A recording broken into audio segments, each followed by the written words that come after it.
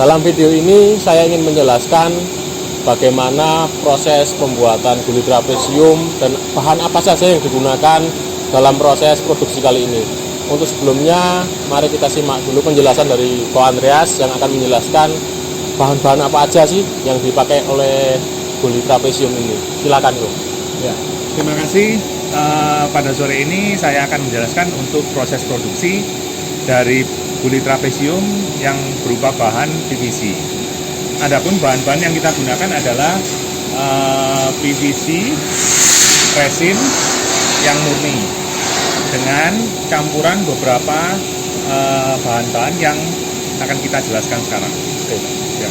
Bahan apa aja yang biasa dipakai oleh gulit trapesium? Yang pertama, yang pasti kita menggunakan PVC resin yang murni. Dan kedua, untuk campurannya kita menggunakan kalsium karbonat sebagai penguat. Selain sebagai pengisi, juga sebagai penguat dari bahan PVC sendiri. Dan yang ketiga, kita menggunakan stabilizer untuk menahan hawa panas pada saat proses ekstrusi. Karena pada saat proses ini suhu agak tinggi, sekitar 180 derajat. Jadi kita perlu menggunakan stabilizer. Dan yang kedua, kita perlu menggunakan bahan berupa PE wax sebagai external lubricant supaya hasil dari proses gulit trapesium itu bisa terlihat lebih mengkilap. Dan untuk yang kedua, kita menggunakan stearic acid sebagai internal lubricant karena pada saat proses pemanasan, proses pelelehan, selain menggunakan stabilizer, stearic acid membantu untuk supaya bahan tidak cepat gosong. Dan yang keempat, kita menggunakan bahan-bahan dari CPE.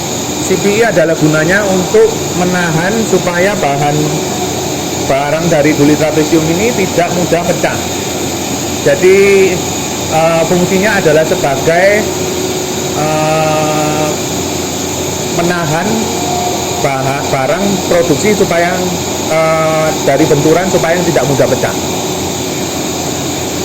Dan untuk guli, karena sering terpapar matahari, maka kita harus menggunakan anti UV. Anti UV ini sangat penting untuk menjaga agar ketahanan gulit trapesium bisa bertahan lebih lama, sekitar 8-10 tahun, supaya tidak cepat menguning. Tahannya 8-10 tahun ya, biar nggak. Ya, betul. Dan untuk pewarna kita menggunakan titan murni. Titan yang bahan dasarnya rutil, yang untuk kegunaan outdoor lebih bagus ketimbang bahan yang menggunakan anastas.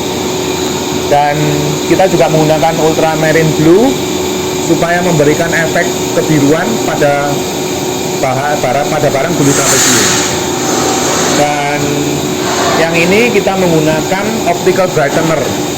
Jadi selain kita menggunakan titan, optical brightener ada supaya untuk mencerahkan warna itu supaya terlihat lebih cerah dari barang itu sendiri. Jadi semua bahan-bahan yang kita pakai ini semua baru ya, artinya tidak ada bahan daur ulang yang dipakai di sistem produksi gulit trapesium. Tidak ada. Semua bahan benar-benar virgin. Benar-benar virgin, ya. Prosesnya kita lanjutnya bagaimana kok prosesnya?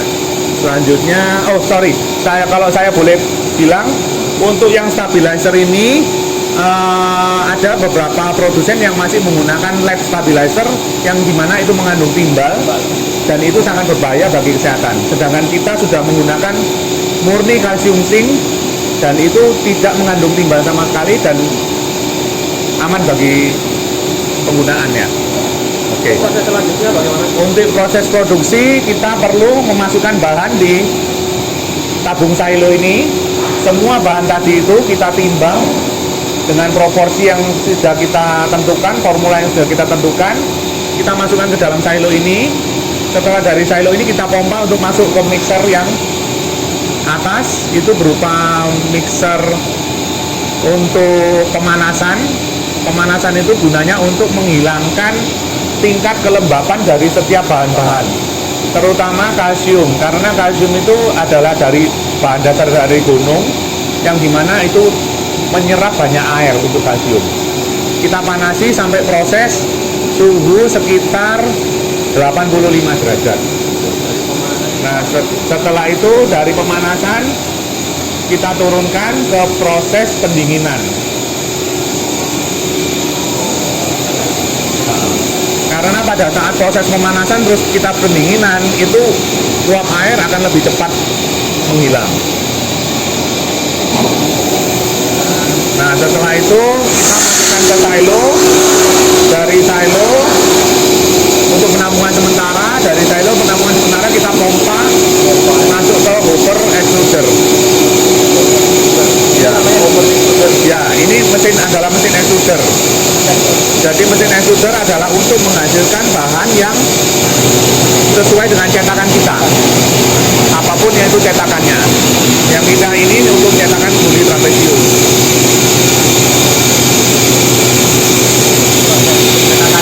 Nah, ini proses ini cetakannya, ini mesin extrudernya. Dimana ini prosesnya kita lelehkan sampai 180 derajat. Sesudah leleh dia agak menjadi ringan, bukan ringan, menjadi agak empuk. Nah, setelah itu kita proses dengan skru, kita jadikan ini keluar matras juga seperti bentuk dari hasil akhir guli trapesium. Dari sini kita ini masih lembek ya. Dari proses pelembekan kita dinginkan. Kita dinginkan untuk mendapatkan hasil akhir. Jadi barang yang terakhir sudah benar-benar keras. Nah, terus ini kita rolling terus sampai proses pendinginan ini berjalan terus sampai tahap selanjutnya adalah proses penarikan dari bahan itu sendiri, dari barang produksi. Jadi selain diekstrud, perlu dibantu untuk proses penarikan. Karena kalau cuma mengandalkan ekstrud, tidak akan kuat.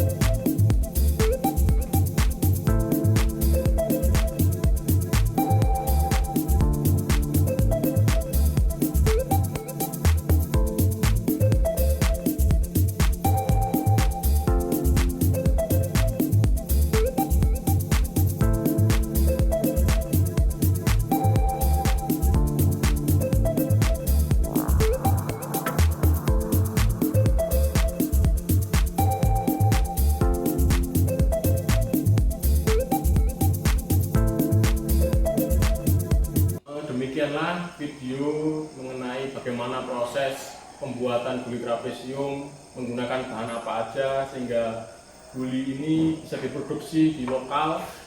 Ini berkat kolaborasi kami berdua, artinya kami dari Jalantara maupun dari Pak Andreas yang telah membantu mewujudkan produk lokal ini. Ada tambahan dari Pak Andreas mungkin apa yang disampaikan?